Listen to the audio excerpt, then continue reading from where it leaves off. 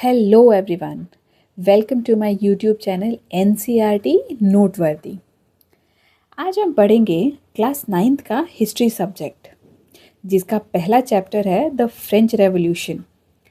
अब फ्रांस के बारे में पढ़ने वाले हैं तो हमें फ्रांस के बारे में कुछ जानकारी तो होनी चाहिए, जिसे बेसिक पॉइंट्स बोलते हैं। तो सबसे पहले हम इसके लोकेशन के बारे में पढ़ते हैं। तो जो हमारा फ्रांस है वो वेस्टर्न यूरोप में है। किस में है? वेस्टर्न यूरोप में, वेस्ट साइड में। अगर इसकी एरिया की बात करें तो यूरोपियन यूनियन का सबसे बड़ा देश है ये। यूरोपियन यूनियन का सबसे बड़ा देश कौन सा है? हमारा फ्रांस। फ्रांस की कैपिटल क्या है? पेरिस। और पेरिस को हम कहते हैं सिटी ऑफ लाइट।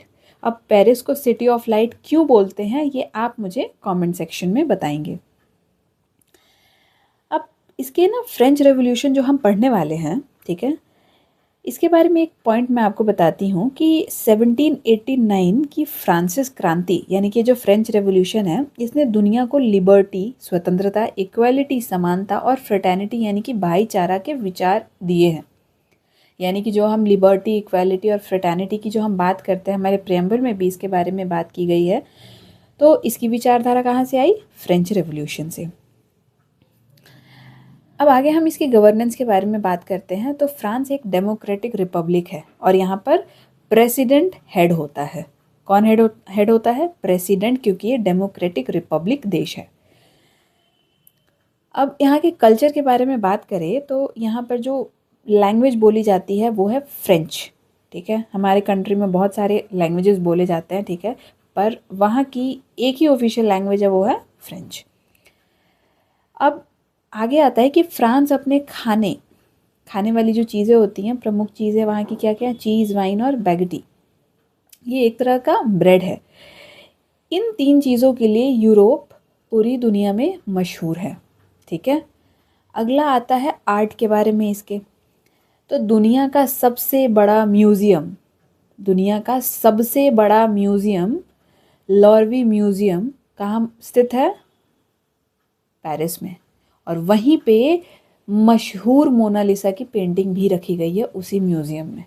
ठीक है, रही बात इसकी इकोनॉमी के बारे में, तो फ्रांस दुनिया की सबसे बड़ी इकोनॉमी में से एक है और वहाँ पे टूरिज़्म, फैशन और एविएशन यानी कि एयर बस के क्षेत्र में, इस एरिया में काफ़ी आगे है बाकी कंट्रीज से।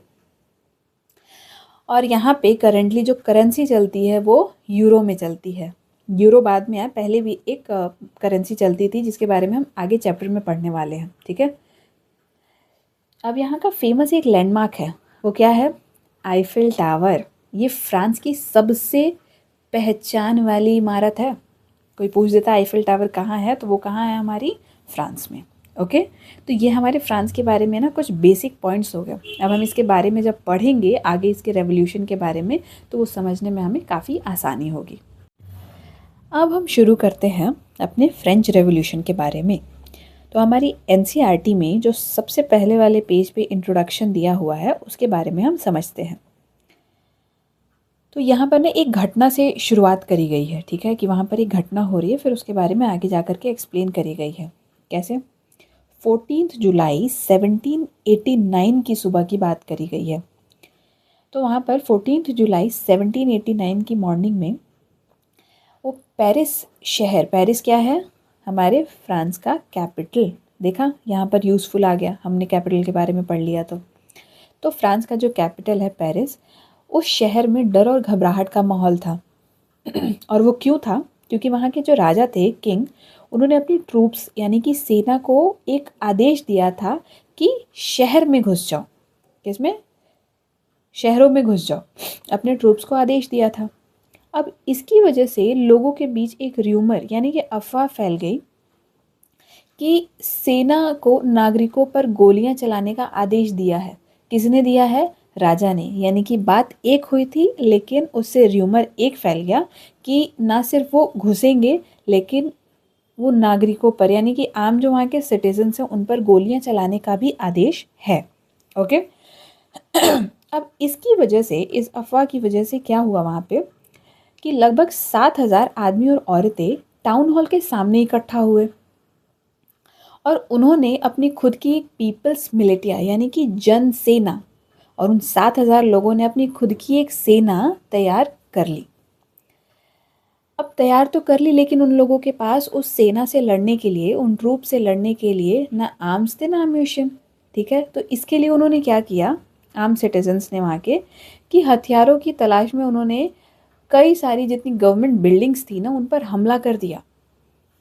ठीक है, और सैकड़ों लोग एक समूह बना करके जो हमारा ईस्टर्न हिस्सा था पेरिस का उस ओर बढ़ गए, क्योंकि वहाँ पर क्या था, बेस्टाइल नाम की एक फोर्ट्रेस प्रिजन यानी कि एक किला है जो जेल की तरह है और उसमें कैदी भी रहते हैं। उस पर जाकर के इन लोगों ने हमला कर दिया। ठीक है, और उनका मकसद क्या था, मकसद ये था कि उन्हें उम्मीद थी कि वहाँ भारी मात्रा में एम्यूशन उनको मिलने वाला है, हथियार मिलेगा जिससे वो ट्रूप्स के साथ में भिड़ सकते हैं।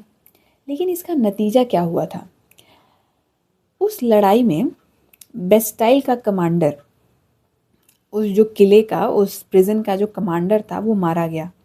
और वहाँ पे जितने कैदी थे, हालांकि वहाँ पर सिर्फ 7 कैदी थे उस प्रिजन में, उन सभी को रिहा कर दिया गया, रिलीज़ कर दिया गया, क्योंकि कमांडर मारा गया और लोगों ने वहाँ के कैदियों को रिलीज़ कर दिया। लोग बेस्टाइल के कमांडर से इतनी नफरत क्यों करते थे, या फिर बेस्टाइल से, वो इसलिए क्योंकि वह राजा की डेस्पोटिक पावर, तानाशाही का प्रतीक था। ठीक है, वो जो बेस्टाइल था, बेस्टाइल क्या था, प्रिजन, वो वहाँ के राजा के तानाशाही का प्रतीक था। किले को पूरी तरह तोड़ दिया गया और उसके पत्थरों को बाजार में यादगार के तौर पर उन लोगों को बेच दिया गया जो इस विनाश को याद रखना चाहते थे और जो इस डिस्ट्रक्शन से खुश थे। ठीक है, यानी कि वहाँ की जो वो किला था जिसे प्रिजन भी कहा गया, बेस्टाइल कहा गया, उसको पूरी तरह डिस्ट्रॉय कर दिया आम सिटीजन्स ने। ठीक है, और डिस्ट्रॉय करने के बाद वहाँ के एक एक जो तोड़ी गई डिस्ट्रक्शन की चीज़ें थीं, उस डिस्ट्रक्शन वाली चीज़ों को वो आम जनता में बेच दी गई यादगार के तौर पर, किन लोगों को, जो उस विनाश को याद रखना चाहते थे। ठीक है, अब इस रेवोल्यूशन का असर क्या हुआ, इसके बाद के दिनों में पेरिस और कंट्री साइड में और भी कई दंगे हुए। इस एक रेवोल्यूशन की वजह से और भी कई दंगे हुए। ज़्यादातर लोग ना ब्रेड की हाई प्राइसेस की वजह से विरोध कर रहे थे, क्योंकि ब्रेड का प्राइस बहुत ज़्यादा बढ़ गया था। बाद में जब हिस्टोरियंस ने पीछे मुड़कर देखा, जो इतिहासकार थे हिस्टोरियंस ने, उन्होंने जब पीछे मुड़ कर के देखा तो उन्होंने इस घटनाओं की एक ऐसी कड़ी को शुरुआत माना जिसका अंत फ्रांस के राजा के एग्जीक्यूशन यानी कि फांसी देने के साथ हुआ। हालांकि उस समय किसी ने भी ऐसे नतीजे की कल्पना नहीं की थी।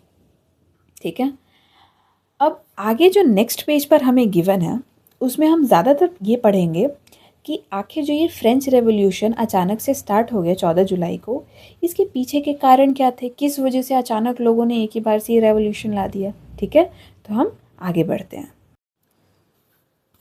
अब हम देखते हैं कि इस चैप्टर के सेकंड पेज पर जो एक्सप्लेनेशन हमें दे रखी है, ठीक है, फ्रेंच रेवोल्यूशन के बारे में, जिसमें हम बहुत ज़्यादा कारण पढ़ने वाले हैं कि आखिर ये फ्रेंच रेवोल्यूशन हुआ क्यों, इसमें क्या गिवन है। इसका टॉपिक है French society during the late 18th century. तो French society late 18th century में कैसा था, ठीक है, ये मतलब फ्रेंच रेवोल्यूशन शुरू होने से पहले। तो हमें पहले ये पढ़ना है कि उस समय राजा कौन थे। लुइस 16 बर्बन फैमिली के उस समय राजा थे, क्योंकि 20 साल की उम्र में उन्हें राजा बना दिया गया था। और उनका जो विवाह यानी कि उनकी जो मैरिज थी ना, वो ऑस्ट्रियन प्रिंसेस मैरी से हुआ। ठीक है, लेट 18th सेंचुरी में जब वह राजा बने ना, तो जो ट्रेजरी उन्हें मिली थी वो पूरी तरह खाली थी, खाली खजाना। लेकिन इसका कारण क्या था कि वो ट्रेजरी एकदम एम्प्टी थी। तो इसका रीज़न ये था कि लंबे समय तक चले युद्धों ने फ्रांस के अधिक संसाधन को ख़त्म कर दिया था। बहुत टाइम से ना फ्रांस जो था वो बहुत सारे युद्ध लड़ रहा था। ठीक है, और उसकी वजह से उनका ट्रेजरी पूरी तरह खाली हो गया था। राजा के आलीशान महल की देखभाल करने के लिए बहुत ज़्यादा खर्च लगता है। वी नो दैट, ये बहुत बेसिक चीज़ है, ठीक है। अब फ्रांस ने 13 अमेरिकी कॉलोनीज़ को ब्रिटेन से आज़ाद कराने में मदद करी थी। 13 अमेरिकी कॉलोनी, ठीक है, उसको किसने आज़ाद कराया था? हमारे फ्रांस ने आज़ाद कराया था, ठीक है। किससे? ब्रिटेन से। जिससे फ्रांस पर 1 बिलियन लीवरें, ठीक है, लीवर्स ना पहले इनकी करेंसी हुआ करती थी जो बाद में बंद कर दी गई, ठीक है। 1 बिलियन लीवर्स का और अधिक कर्ज बढ़ गया था, और इसकी वजह से जो उन्होंने 13 कंट्री को आज़ाद कराया था, ठीक है, उसकी वजह से इनको 1 बिलियन लीवर्स का कर्ज चढ़ गया था, ठीक है। अब कर्ज देने वालों ने 10% ब्याज मांगना शुरू कर दिया था, जिससे बजट का बड़ा हिस्सा ब्याज को चुकाने में जाने लगा। अब कर्ज तो चढ़ गया था, ठीक है, लेकिन जिन्होंने कर्ज दिया था ना, वो 10% इंटरेस्ट मांगना इनसे शुरू कर चुके थे। और इनका जो ट्रेजरी में थोड़ा बहुत भी बचा हुआ खजाना था, जो इनके पास में ट्रेजरी थी, वो ज़्यादातर ने इनका इंटरेस्ट चुकाने में ही चला जा रहा था, ठीक है। ये बेसिक रीज़न था कि इनकी ट्रेजरी पूरी खाली हो गई थी। अब एक टॉपिक हम इस और में पढ़ेंगे ना कि उस समय जो फ्रांस की सोसाइटी थी, ठीक है, वो 3 हिस्सों में बटी हुई थी, 3 ईस्टेट्स में। फ्रांस सोसाइटी 3 ईस्टेट्स में बटा हुआ था, और यह पुराने फ्यूडल सिस्टम का हिस्सा था, ठीक है। तो ये कौन कौन से 3 हिस्से थे? फर्स्ट, ईस्टेट क्लर्जी, यानी कि चर्च के पादरी, प्रीस्ट जो हुआ करते थे ना, चर्च से जितने रिलेटेड लोग हुआ करते थे वो इसमें आते थे। सेकेंड ईस्टेट था नोबैलिटी का, यानी कि अमीर और जितने भी रिच लोग थे वो इस वाले ईस्टेट में। थर्ड ईस्टेट में कौन आते थे? बाकी बचे हुए लोग। अब कौन से बच गए? किसान हो गए, मजदूर हो गए, ठीक है, बिजनेसमैन जितने हो गए, यानी कि 90% हिस्सा जो पॉपुलेशन का था वहाँ का, फ्रांस का, वो इसी थर्ड ईस्टेट में आता था, ठीक है।